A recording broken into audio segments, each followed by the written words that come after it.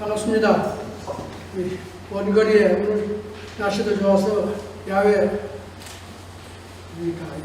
가을 단풍 구경하기도 참 좋은 날인데 여기까지 이렇게 오게 돼서 공부를 하시러 오셔서 정말 감사의 말씀드리고요. 예, 두 번째 오늘 세미나를 하는데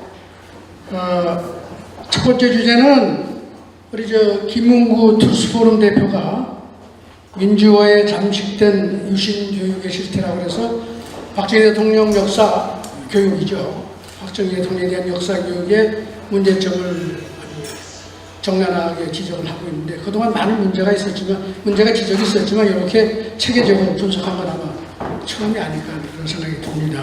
그 다음에 유광호 자유민주연구학회 학회장이신 유광호 박사님께서 박정희와 링컨의 위기정부 관리에 대한 얘기를 하고 계신데, 그동안 박정희하고 링컨이 유사하다는 얘기들을 많이 하고, 연구도 일부 있었겠지만, 이렇게 체계적으로 두 분을 비교 검토해서 박정희와 링컨이 막상막하다는 얘기를 하는 건 아마 처음이 아닐까 싶습니다. 그 다음에 우리 이강호 국가전략포럼연구위원께서 유신, 독재라는 비난은 무의미하다. 그래서 앞에 뭡니까? 오늘 유신의 정치학이랄까. 사실은 오늘 유신을 새롭게 해석하고 박정희 정치학을 만들어야 된다는 주장을 하는 날입니다. 그래서 제가 소개하고 이렇게 하는 걸로 얘기를 기회사를 마치기는 아쉬워서 제가 두 슬라이드 두 개를 준비를 해서 왜 우리가 박정희 정치학을 공부하지 않으면 안 되는지, 세우지 않으면 안 되는지, 우리 세 분이 발표하는 거 조금 다른 얘기만 제가 붙여서 무한적으로 얘기하고 개회사에 가름하고자 합니다. 올려주세요. 넘겨주세요. 요거. 박정희 대통령까지 생각을 하다 보니까 제가 토크빌이라는 플란스 정치학자까지 갔는데 그 사람이 미국을 방문하고서 자기 책을 쓸 때 저는 다 독파한 사람은 아니지만 제 눈에 들어온 잊지 못할 구절이 이런 겁니다. 미국을 와서 보니까 자기 고향 플란스에서는 사람들이 내 노예가 돼도 좋으니까 평등을 달라는 나라라고 자기는 그렇게 보는데 미국에 왔더니 정반대더라. 자유를 달라고 그러는 나라더라 하는 얘기를 했다는 말이 있어요. 제가 이 말을 왜 꺼내느냐면 오늘날 전 세계는 이 민주주의가 이 평등을 추구하다 보니까 모든 문제가 생겼는데 이 문제를 우리나라 이승만 대통령과 박정희 대통령이 어떻게 풀었는지 이걸 좀 이해하는 것이 박정희 정치학을 이해하는 데 도움이 되지 않을까 그런 생각을 했습니다. 그래서 보면 여러분 이승만 대통령이 1923년인가요? 소련 공산화된 바로 몇 년 뒤에 하와이에서 태평양 잡지라는 잡지에 공산당 당부당이라는 논문을 아주 간단한 논문을 썼는데 저는 이게 그 시대의 최초의 공산주의에 대한 아주 명확한 문제점을 지적한 아주 최초의 글이 아닌가 싶어요. 왜 그러냐면 자유주의의 거봉이라고 하는 하이에크라는 사람이 1943년인가 4년에 로드 투 서프덤이라고 노예의 길이라는 책을 써서 공산주의를 비판하고 세계적인 베스트셀러를 했는데 20년도 더 전에 몇 페이지 안 되는 그 공산당 당부당에 쓴 얘기가 이미 다 그 얘기에 나와 있다. 근데 딱 거기서 이 대통령께서 하신 얘기가 공산주의가 주장하는 평등, 인재 없애고, 부자 없애고, 지식인 없애고, 큰 기업 없애고 이러자는 모든 주장 이거 다 틀렸다. 부자가 있어야 나라가 되고, 이런 정말 진보적, 정말 새로운 주장을 이렇게 하시면서 공산주의 틀렸다 그랬는데 딱 한마디 한 게 뭐냐. 민주주의를 통해서 인류와 반상의 차별은 없앴지만 아직도 경제적 차이는 없애지 못하고 있다. 공산주의자들이 이걸 가지고 계속 정착을 하는데 우리도 이거 무시할 수 없다.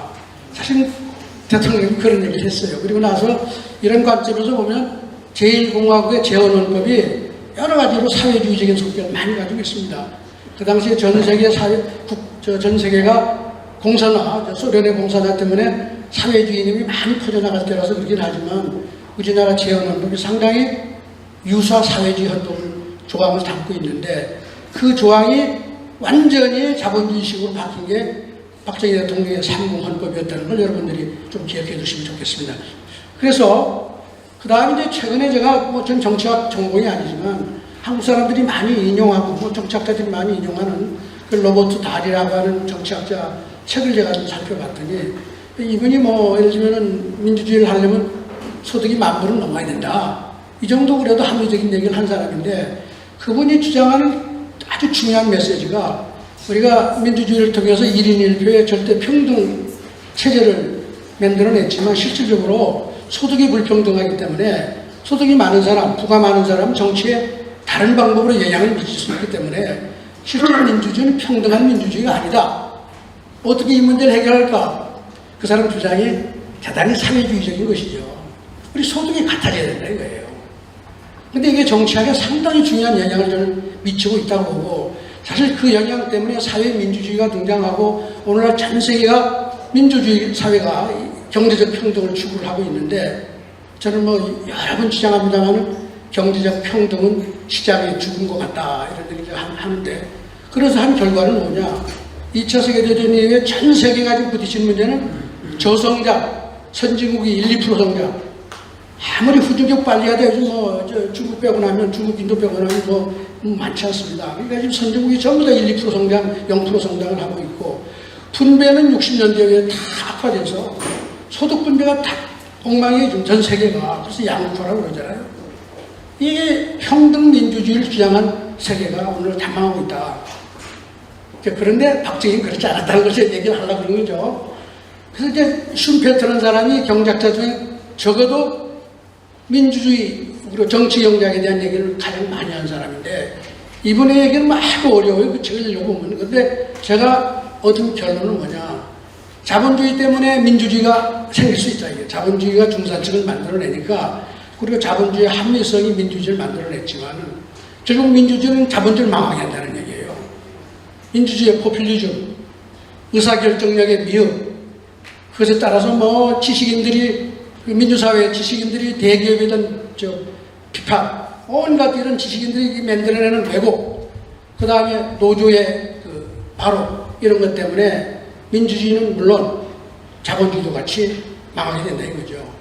그래서 이제 사회주의를 가자는 얘기를 했는데 그 어떤 사회주의냐 하는 게 이제 대단히 재밌습니다. 우리가 가지고 있는 민주주의와 자본주의, 민주주의 시장 경제 체제에서 이 자본주의의 발전은 기본적으로 기업의 혁신 때문에 되는 거지만 결과적으로 자본주의는 이 메커니즘이 약화되고 사회주의로 넘어갔는데 그때 이제 어떻게 하는 게 좋으냐. 기업의 기능을 또 강화해야 된다는 거예요. 노조 때문에 기업이 안 되니까 공산당이 정권을 잡고 노조를 제거하자는 거예요. 놀라운 일입니다. 노조의 활동을 약화시키고 기업에 대한 부정적인 효과를 없애고 그 기업인들이 사회주의 체제에서 자본주의처럼 열심히 하면 그게 사회주의, 새로운 사회주의다. 이 민주주의와 자본주의를 묶어서 사회주의로 그렇게 바꾸면은 괜찮다는 얘기를 한 거죠. 여러분 좀 이상하죠? 그러나 등소평 이후에 중국이 30년 동안 연평균 10% 가까운 성장을 했단 말이에요.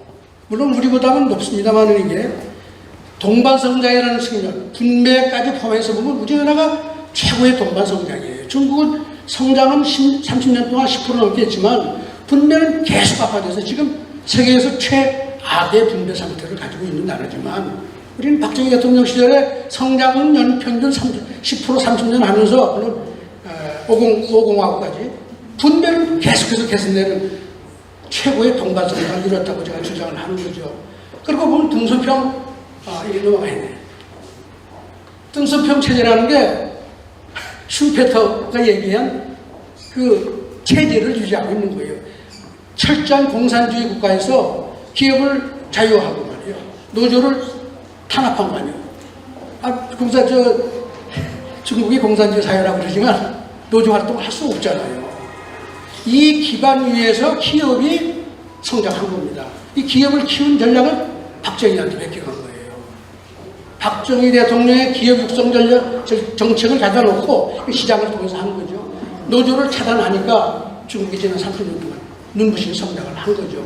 이렇게 보면 슈페터의 제자는 중국이다 이렇게 볼 수 있는 건데 최근에 시진핑이 깎고 가고 있잖아요. 이게 문제입니다.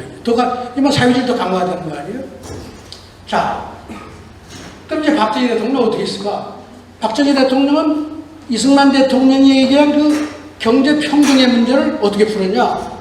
슈페터처럼 사회주의로 가는 것도 아니고 자본주의 체제를 더 강화하고 거기에다 국가의 통제력을 더 통제력이라고 표현하면 여러분 싫어할 것 같아서 국가의 중앙 집권력을 강화해서 노조 3권을 다 인정했지만은 과격한 노조 활동을 방지하고 반공을 내걸고 사회주의 활동을 못하게 함으로써 이게 이제 말하는 유신 아니에요. 많은 국민들이 싫어했지만은 중국에 했던 것과 똑같은 방식이죠. 노조의 활동을 적절히 조절함으로써 기업 제일주의를 통해서 기업을 일으켜서 결과적으로 아까 말씀드린 70년대 세계 최고의 동반 성장을 만들어냈다. 이게 박정희 정치다 이거예요. 그러니까 대부분의 사람이 자본주의를 개혁하자, 아니면 뭐 사회주의를 가자, 뭐 자본주의를 개혁하자는 건 뭐예요? 민주주의를 평등민주주의로 만들자는 주장, 사회주의로 가자는 주장, 이런 주장에도 불구하고 박정희 대통령은 철저하게 자본주의를 지키면서 거기에 민주주의와 자본주의의 문제점을 개선해서 동반성장을 이뤘다는 거죠. 그래서 이걸 뭐 권위주의 정치라고 부르지만 이게 뭐랄까요? 정치를 경제화합니다.